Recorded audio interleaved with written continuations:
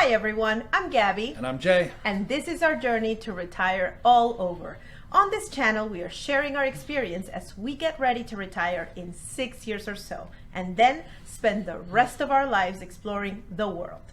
In order to meet our goal, we've had to become really good at watching what we spend and don't spend our money on. Today, we're going to list 5 things we refuse to waste money on and 5 things we waste on. But first, please smash the like button to help us with the YouTube algorithm and subscribe and hit the bell to be notified whenever we post new content. First things first, we know the definition of waste varies from person to person, and we truly believe that what you spend money on should reflect what is important to you. So in this video, you'll be able to see what's important to us and why. The things we waste money on are typically things that don't help us towards our financial goal. They're not necessarily fiscally savvy, but we choose to spend money on them anyway because it makes us happy. Then there are things that other people spend money on but aren't important to us. Let's get started. Number 1 is a waste we choose: experiences. We do realize that 6 years until retirement doesn't seem like much. Why not wait till then to do all the fun things? Well, we don't want to put our lives on hold while we save every penny. Life is for living. And if that means our retirement takes a little longer to achieve, we're okay with that. That's our choice. Experiences are the biggest category where we choose to waste our money on. This encompasses eating out, travel, scuba diving, those types of things. We love food, and Houston has an amazingly diverse food scene. We really enjoyed eating out often with friends and family and showing visitors some of the best spots we found. The pandemic put this category of spend on hiatus, but as things begin to go back to normal, we expect we'll start going out more. The other part of this is travel and those travel-related experiences. We love going to new places and doing and seeing new things, and we refuse to wait until retirement for that. We're already looking forward to traveling again soon, adding new ideas to our retirement spots and experiencing other cultures. We can't wait to start planning our next big trip.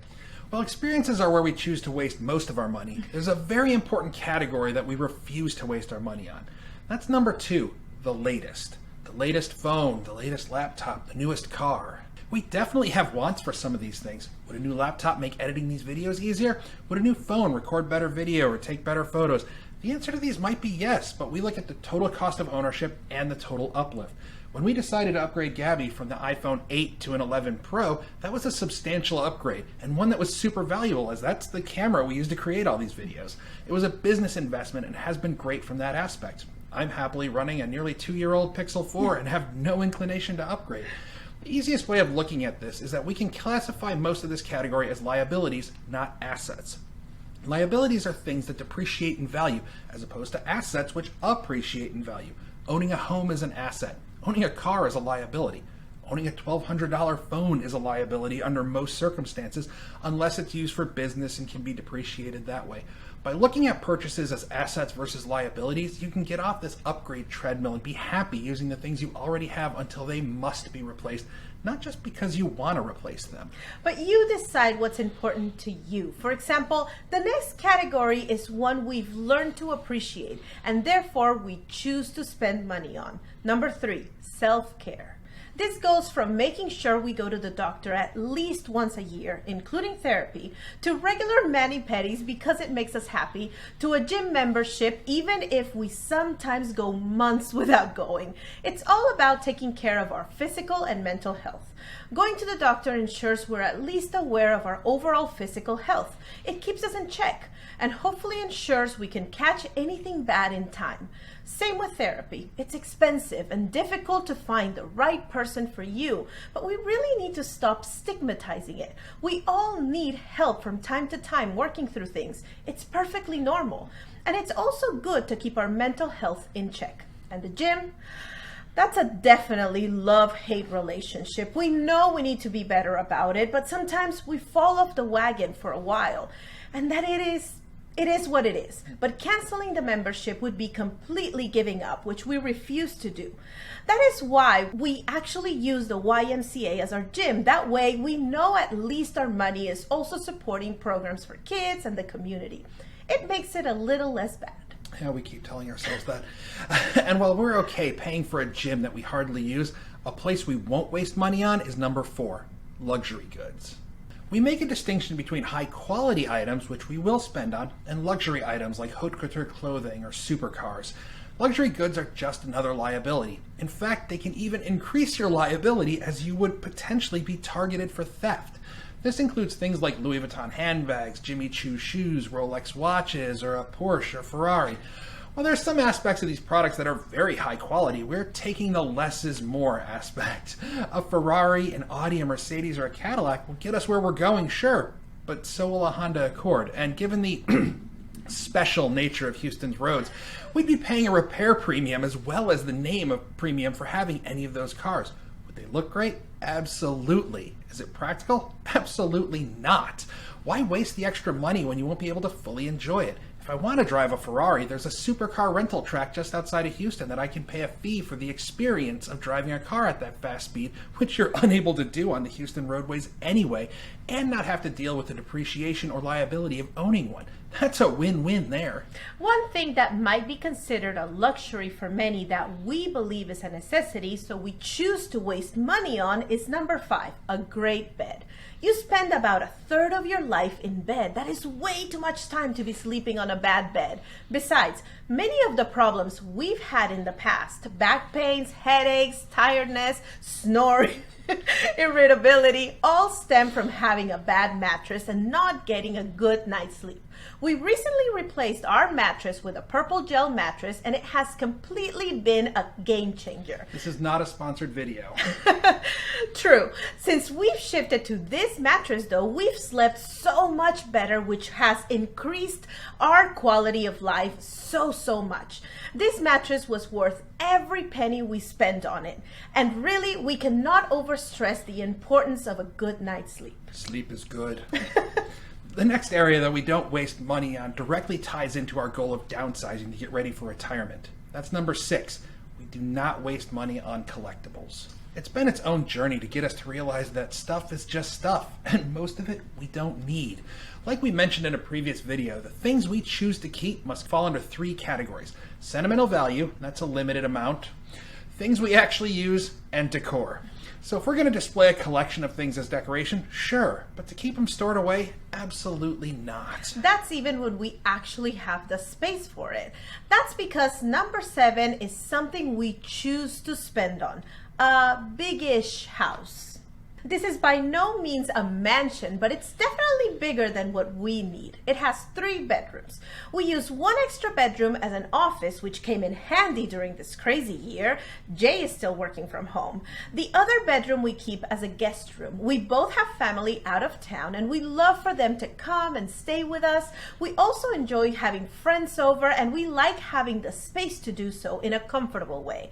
It is important to us, and it's money well spent in our eyes. On the other hand, a waste we feel adamant about not spending money on is number 8, buying things on credit. Now, we don't mean not using credit cards. Reward points have more than paid for themselves in free vacations we've taken. What we mean by this is we don't buy anything that we can't pay off at the end of the billing cycle. If we don't have the money for it, we probably don't need it. If we need it, we can save for it after we save for our retirement. If there's a critical need for something unplanned, like a medical emergency, well, we have an emergency fund that we keep for just those things. Once we use the emergency fund, though, we push any unnecessary purchases out until we've replenished that fund. Somebody told me a long time ago, use credit cards for convenience, never for credit. We also use this thought process to help inform on other large purchases. If we can't afford it immediately, we probably don't need it. Even if we can afford it immediately, do we really need it? The next waste might be a little controversial. We've mentioned that we have a big-ish house. Well, number 9 is housekeeping service. It's also a little bit cultural. For me, it's very normal. For Jay, not so much. Growing up, our housekeepers were us. We all had daily, weekly, and monthly chores. We didn't get an allowance for it either. We were allowed to live in my mother's house and eat her food. See, in Latin America, it is very common to have a housekeeper. You don't necessarily need to be rich. Most middle-class families have someone to help around the house with the kids. Good or bad, I grew up that way. I know it's different for Jay, and it has been an adjustment. I have grown to be grateful for it. Bottom line, we both work full time, and cleaning is not how we want to spend our free time. And now we get to the end of the list. Number 10, though, is one many people disagree with, but it's fine with us. We do not buy gifts for each other. And we've mentioned this before in another video, but we really don't. At the beginning we did because it's kind of what you do with your significant other, right? But being open and honest with each other helped us realize it's something we just don't care about. First, there's the whole mystery of it. It's almost like a test that you'll most likely fail. Why should I try to guess what she wants? And besides, if she really wants something, she can get it herself. She doesn't need me to get it for her. I'm an independent woman like that. Right. But seriously, if it's something expensive either of us want, we talk to each other and decide. Imagine buying something really expensive, only to realize she didn't care about it that much. And it goes both ways. For example, he's been debating whether or not to get a PS5 for months now, but that is his choice. Ultimately, he needs to decide if it is something that is important enough for him or not. Absolutely. And one way you can sort that out is by creating a budget that reflects what's important to you. That way you can organize your spending and still save for retirement. Check out our video on creating a budget here, and we'll put a link to that video in the description below in case you want to check it out. So this is our list. Now you have an idea of what is and what is not important to us. 5 things we waste money on and 5 things we do not. So what do you think? What sort of things do you prefer to waste your money on? And what do you absolutely refuse to spend it on? Let us know in the comments below. Follow us on social media or our blog at GabbyandJaysJourney.com or RetireAllOver.com. Please smash the like button on this video and subscribe to our channel. Hit the bell to be notified whenever we post new content. Until then, please stay safe, do your part, take care of one another, and thank you for joining us.